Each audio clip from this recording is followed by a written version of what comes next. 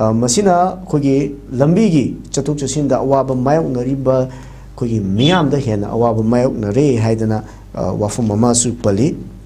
aduga Sangai Express na passenger singa wari sana tu na thingnariba khudong chadaba singi matangda wari sanaba matamda khoi kongpal digi magi mabuk leitabadagi laknaba honaba matamda akhogi flight si cancel tawkhibana marom marganda mabuki aroiba mathong mangam saruk yaba phangide hari makoina mabuki atuba mabuki thoromadu yaunabagi namakta lupa lishing taraga nipan da makoi ni na ticket kakchaduna mabuki aroiba mathong mangamsi yaunab honabani haidana su makoina fondoli aduga masina maram oirakanda Manipur National Highway asida chatpa phangdana leiraba akhogi miyamdadi adugi matik hena awaba asi mayoknakhrae haibana chungbo wafam su thamli haiba tare masidani oja aina lakchinibo wangsi Manipur ji sahi ani makhai hena haiba tare akhogi miyam si adugi matik awabana kam thengnana mayoknaduna remni semilon gi fibam akhogi khwang tekbuga pangkhak oirabani National Highway da chalamba akhogi gari thogjaramba driver kaya ngasi sinfam hongkrabani sinfam leitaba kaya amasu leirabani National Highway da chatpa ngamdana leiringai cherak akhogi amatta ngairaba upay asi flight service asina ori masidasu amuk ticket asi adugi matik maman tangkhalakpagi wathok ama lakpadagi akhogi lising taret tagi chang sida lehalagani haibani chungbo wafam singju phongdokhiba leikibani adubu Indigo flight na cancel torokpadagi miyoi kaya akhogi awaba mayoknaba asida akhogi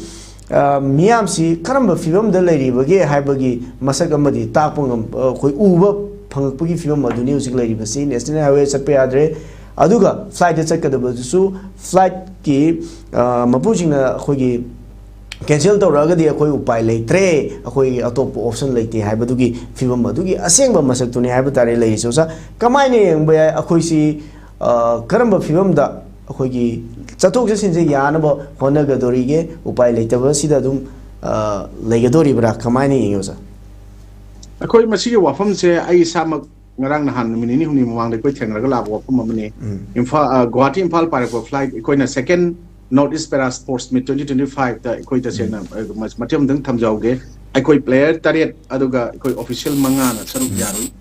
adugi yaruba koi gi games da koi player tariat sina gold medal manga silver medal ama bronze medal ahum phangi adu koi si koi lambi gi saruk singi upay leitabnina Guwahati Imphal flight Imphal Guwahati flight mamani am tangna ka ga chale aduga koi halak pasi koi tasengna koi tarik 30 gi ayuki pung 8:30 gi Air India Express ta halakado potse koi flight si koi gi Manipur rom pai ga do Manipur rom dai jaga da koi gi storm akan ba leire aduna masi kakthak le cancel tawre kana kudak ta koi pause ayuk ta koi airport yor kana phangi koi chumi airport kaino gi Air India Express ki authority na koi leibham chabam koi nominee gi piraga da koi tarik ani gi evening da koi yore adu so mu kamai tawge hai kanda pung 8:30 gi flight to amuk su flight se delay tawre haina pung 12 taram dai da pai aga koi se ama helaga yawe adana hojik si adugi numita su koi mi si Manipur yawda si chamaga marfuni ari hojik ngarangi Indigo gi potuna koi Manipur gi koi airport ta mui chamu lai haibasi Chennai airport ta koi tongan ba international gida state manung da interstate pai gida wa koi flight na ama si mukoi mi samri sanga sumaina madu awaba dangi hai hojik si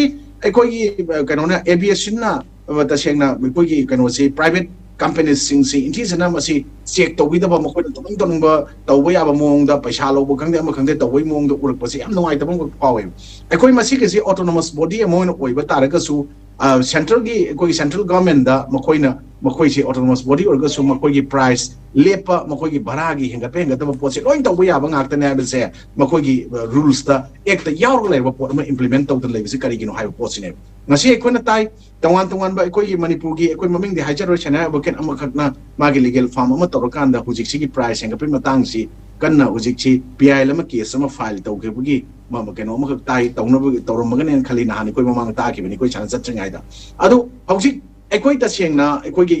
aviation kangu sing natraga private koi gi companies koi gi kano gi flight ki company sing sina lai ba Indigo khatim na tana te lai mayam sing sina tawri port mayam sing si ma koi gi fear si amte yeng bio ba Imphal to Guwahati pai ga se Imphal to Delhi by when and home with him live. I don't know, connecting the Imphal Tripura, Traduga, Tripura, Guwahati, Guwahati, Tripura, Guwahati, Imphal Lakana, Hen home with him Lakana, meeting him at the Manga Kapo Yawa of them. Adana kari maram gi no ko gi atam na ko gi Manipur gi da ko gi flight cancel the way post the khudong chalo haijening si Manipur khakta ta ngasi sumaina o gi kari maram gi no railway connectivity laitaba arugal ko gi surface ki ko gi lambi gi oiba madugumba bus ki natraga any atopa passenger gari sing chatpa yadaba buffer zone kan khaido oga constitution le yaudaba dasengna adugumba khulai paiba terrorist khrana ki hallakanda government of India amadi state government yauna ni allaga thamai mong thamaga aikoi furup kang loinamak suna lambi da chatpa yahandaba film da ngasi leibasna atuki matik awaba pole aduna tasengna haragadi hujik Olympic Committee of Manipur ga Paralympic Committee of Manipur ga khena ba man miyeng yeng budun maram ora kanda ngasi Paralympic this hanazari ba ekoi gi T20 ki F46 ki F45 ki natragana atop pa adumba F12 ki leiri ba mayam sing player mayam sing se masigi awaba mayam sing se person with disabilities aruga tasengna low vision kangu gi adu sumba mayam na ngasi di sana ba imaleba iramdam gi ming prokna bhono chat pasing su yam tina awaba mayam mayok nei adubu hoi hujik ekoina sumba mayam mayok ni base common people khatana tana even adugumba mayam masu mayok nei haijabne en thamjari se aduna sigumba flight ki service mayam ama tawiri ba aviation gi makha da leiba aviation makha da leiba masigi company private companies mayam ama sigi service tawri mayam singsina praja miyam gi adugumba mamal natraga praja miyam gi lan thumsi phongna sagun tawai film da lakpasdi yam laibak thibini government chap chap action lokhot pa mathau tai na ai thamjaningi natraga di makhoina tawri ba pot sumai sum tawhallaga yahallaga leiba taragadi ekoi taseng haragadi Manipur khatan natana ekoi India manung da ngasi di passenger mayam sigi pot makoi rights makoi mayam singse loina masi matpagi pot se ekoi any sector da any jaga da only masi khatan da tawko film se masi law and order rule of law chanada ba ne khoi ngasi ne ko rule of law se laitrabadong ngasi di ekoi tamna ekoi Manipur khatam tra India pumada masi pot se labra habi singna ba leina ai smai thamjaki